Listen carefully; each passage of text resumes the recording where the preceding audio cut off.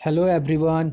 मैं हूं प्रवीण और आप सबका स्वागत है मेरे चैनल में जिसका नाम है गेट नेट ट्यूटोरियल। तो सबसे पहले मैं आपको बताता हूं कि मैंने आपको प्रीवियस क्लास में बताया हुआ था, प्रीवियस जो मेरा लेक्चर था वो इसी पे जो हार्मोनिक ऑसिलेटर था मैंने वो बताया हुआ था। तो आज का जो मेरा लेसन है वो मैं प्रीवियस को ही कंटिन्यू करके चल रहा हूँ। मैं आपको पूरा कंप्लीटली हार्मोनिक ऑसिलेटर के एक चीज़ के बारे में बताने वाला हूँ। तो इस पूरे लेक्चर को पूरे ध्यान से देखिएगा, वीडियो को कंप्लीट कीजिएगा। ओके। और वीडियो शुरू करने से पहले मैं आपको बता देता हूँ कि मैं अनअकैडमी में भी एजुकेटर हूँ, तो आप मुझे अनअकैडमी में भी जाके फॉलो कर सकते हैं, जहाँ मैंने डिफरेंट डिफरेंट कोर्सेज दिए हुए हैं। बहुत सारे मैग्नेटोस्टैट, डायोड्स, क्लिपर, क्लैम्पर, ओपम की पूरी कोर्स दी हुई है, आप वहाँ जाके देख सकते हैं। मैं लिंक आपको डिस्क्रिप्शन बॉक्स में दे दूँगा, आप जाके उसे कम्प्लीटली वहाँ से देख सकते हैं। और मैं आपको टेलीग्राम ग्रुप का भी लिंक दे दूंगा, आप मेरे टेलीग्राम ग्रुप को भी ज्वाइन कर सकते हैं। तो चलिए स्टार्ट करते हैं आज का जो मेरा वीडियो है उसको। तो उसको ये जो है पूरा कम्प्लीटली प्रीवियस वीडियो पे बेस है। अगर आप नहीं देखे हैं, पहली बार देख रहे हैं, तो आप पहले उस वीडियो को देखिए, तभी जाकर आपको ये समझ में आने वाला है।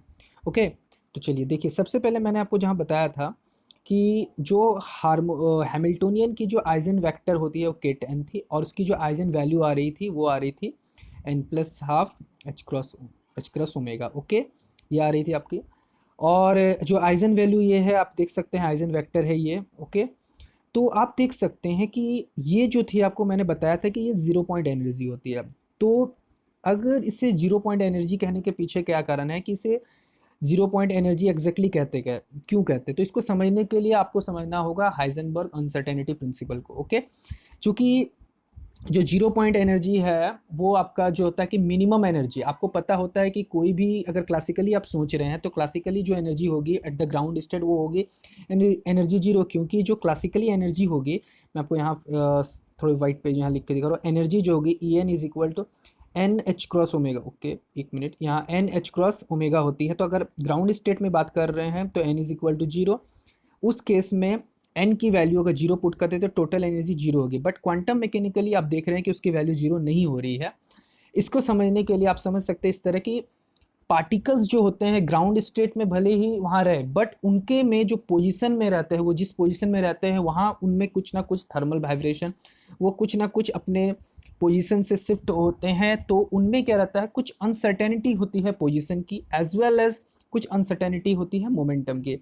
दैट्स वाइज वहाँ जो आपकी ग्राउंड स्टेट एनर्जी जो होगी वो जीरो नहीं होगी।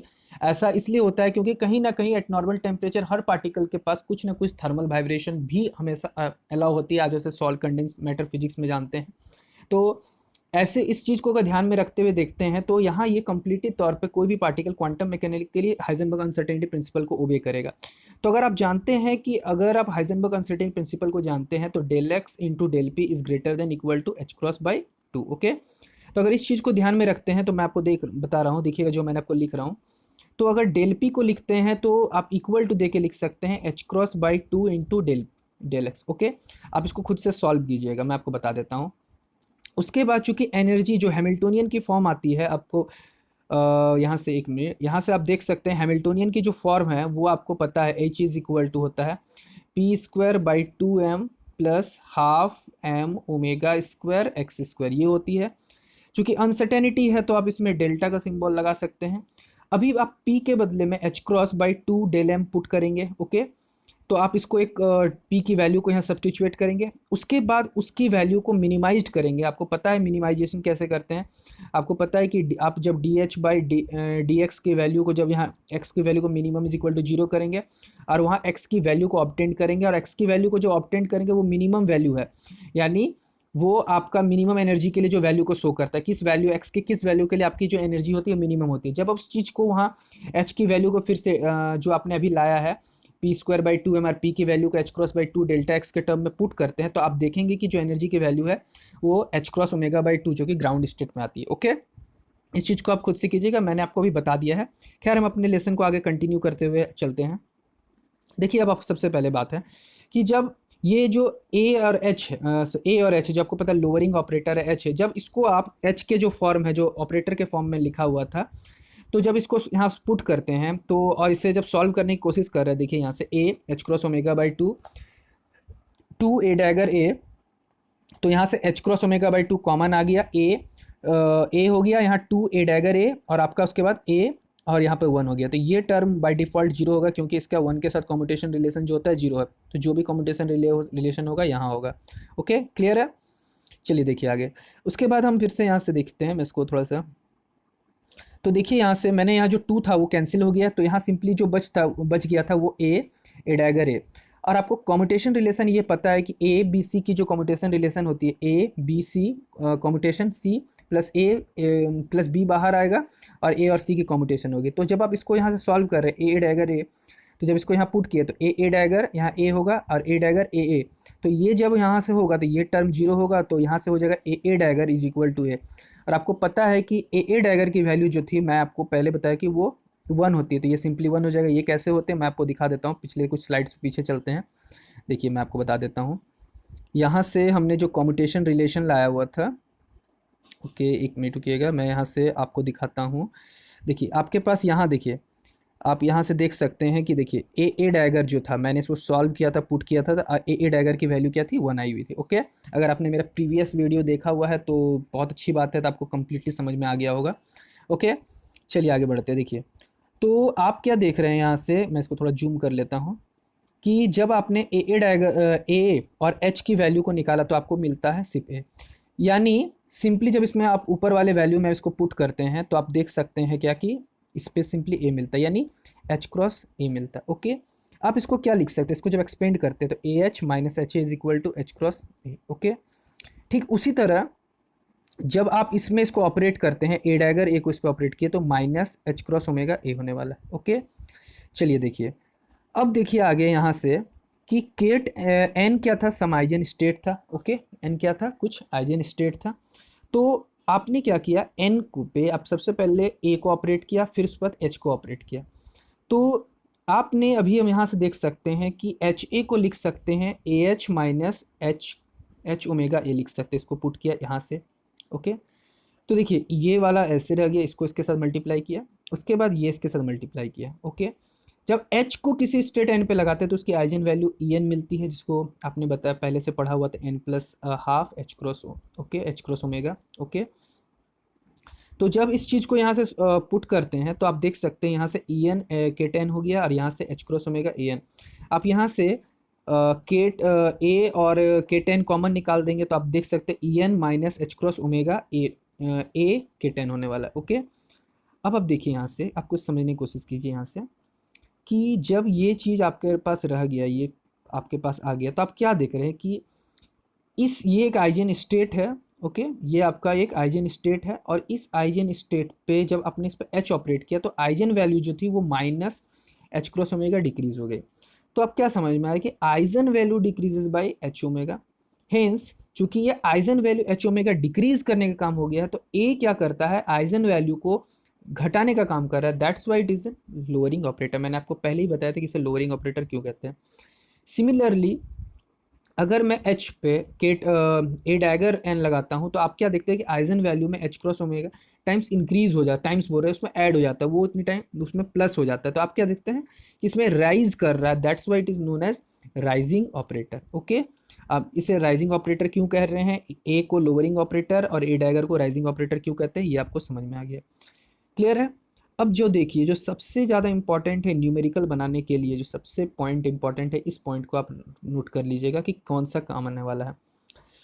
ये अगर आपने लोअरिंग ऑपरेटर को किसी केट स्टेट एन पे लगाया है तो उसकी जो आइजन वैल्यू होगी, सॉरी एग्जैक्टली इसको आइजन वैल्यू नहीं बोलेंगे, उसकी जो स्टेट होती है वो होगी root n ket n minus one. Okay, और ए डैगर को जब एन पे ऑपरेट करते हैं तो root over n plus one n plus one. इसको आइजन वेक्टर या आइजन वैल्यू नहीं बोल सकते हैं। क्यों नहीं बोल सकते, इसका रीज़न मैं आपको बताता हूँ। देखिए आइजन वैल्यू कहते किसको, जैसे कि सपोज कीजिए आप एच को साई पे ऑपरेट कर रहे हैं तो आपको मिलता है ई साई। ओके, तो जब यहाँ ये हो गया आइजन वेक्टर, ये स्टेट एज इट इज़ ही रहता है, सिर्फ वैल्यू जो होती है अलग हो जाती है। यहाँ ऐसा कुछ नहीं हो रहा, आपका स्टेट ही चेंज हो गया है, ये डिजिट भी चेंज हुआ है बट स्टेट ही चेंज हो गया है, तो इसलिए ना ही आइजन वेक्टर कहलाया जाएगा ना आइजन वैल्यू कहलाया जाएगा। ये सिंपली एक फॉर्मूला की तरह काम कर रहा है। ओके, बात समझ में आई आपको? उसके बाद देखिए इसको जब ये हो गया ए के लिए, और ए डैगर के लिए जब इसको ऑपरेट करते हैं तो root over n+1 cat n+1। ये बहुत ही ज़्यादा इंपॉर्टेंट फार्मूला है हार्मोनिक ओसिलेटर के केस में। ओसिलेटर के बहुत सारे प्रॉब्लम इससे सॉल्व होते हैं हर बार, इस बार गेट में भी ये क्वेश्चन पूछा गया था। ओके, चलिए देखते हैं आगे। अब देखिए जब इसी को ए डैगर को आपने ग्राउंड स्टेट पे ऑपरेट किया, तो चूंकि ये राइजिंग ऑपरेटर है तो ये इसको एक बढ़ा देगा। आप इस फॉर्मूला से देख सकते हैं, n+1 में n की वैल्यू 0 पुट किया, यहाँ से पुट किया तो 1 एक के क्लियर है यहाँ से। उसी तरह के ए डैगर को 1 पे ऑपरेट किया तो ये √2 और यहाँ केट 2 हो जाएगा। इस तरह करके आप देख सकते हैं कॉन्जिक्यूटिवली लगा रहे हैं तो स्टेट जो होता है ग्राउंड से स्टेट से स्टार्ट किया वो धीरे धीरे क्या हो रहा है, राइज कर रहा है। ओके, क्लियर है, समझ में आया आपको? चलिए आगे बढ़ते हैं।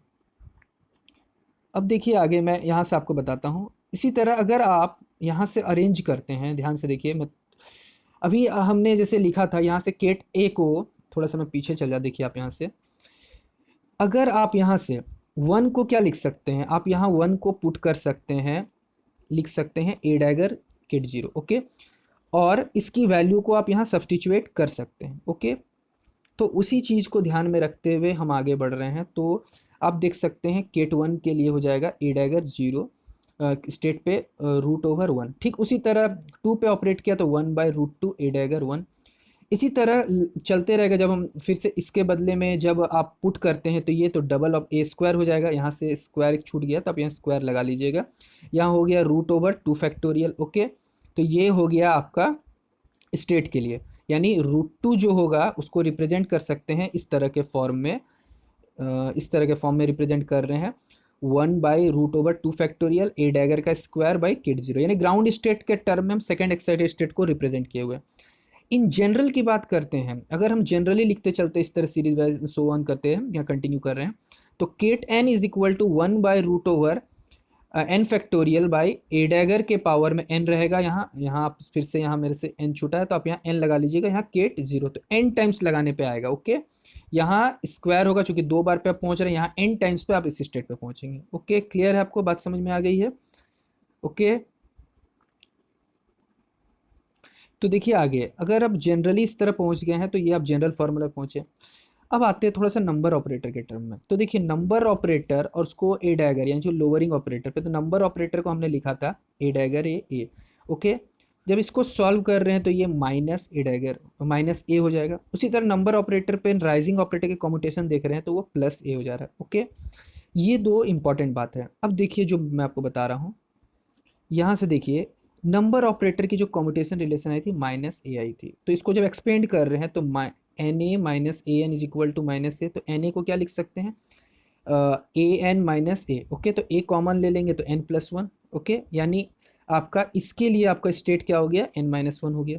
ओके, चलिए देखिए आगे। उसी तरह जब हम यहाँ से यहाँ आप देख सकते हैं, वेट ए मिनट, तो देखिए यहाँ से आपको क्या समझ में आता है कि अब जब आप एन ए और केट एन पे ऑपरेट कर रहे हैं तो एन ए की जो वैल्यू थी आप इसमें सब्स्टिट्यूट कर सकते हैं। ये एक नंबर ऑपरेटर है। ओके, यहाँ से तो नंबर ऑपरेटर को इस पर अप्लाई किया तो n-1 केट एन हो गया। ओके, तो यहाँ से ये हो गया आपका ए n-1 केट एन हो गया, तो यहाँ से n-1 एक नंबर है, तो यहाँ से आपका हो गया, मैं थोड़ा जूम करके दिखाता हूँ आपको, वेट अ मिनट। तो देखिए यहाँ से कि आपका यहाँ से दिखाई दे रहा है कि ए को यहाँ से आपने यहाँ से एन ए के इस जगह से आपने इसको वैल्यू को यहाँ लिया और यहाँ से ए को n-1 और यहाँ इस पर ऑपरेट किया। ओके, जब इसको इस पर ऑपरेट किया तो n और इसको इस पर ऑपरेट किया तो ये तो 1 ही रहने वाला, इस पर कोई चेंज है। ठीक इसी तरह n-1 बाहर आ गया, यहाँ से आपका ए और केट n हो गया। तो आपको क्या दिखाई दे रहा है कि इस स्टेट पे अगर आपने एन ए ऑपरेट किया है तो वो n-1 टाइम्स क्या हो जा रहा है, डिक्रीज हो जा रहा है। आपका स्टेट जो है, आइजन स्टेट जो है, इस स्टेट के लिए याद रखिएगा आइजन स्टेट है ए एन। ओके, और इसके लिए जो आइजन वैल्यू होती है वो हो गया n-1, यानी आइजन वैल्यू जो होगी वो n-1, स्टेट वही है। क्लियर है, ये बात आपको क्लियर होगी समझ में?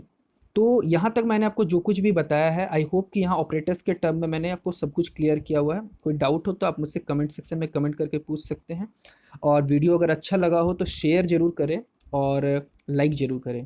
Thank you.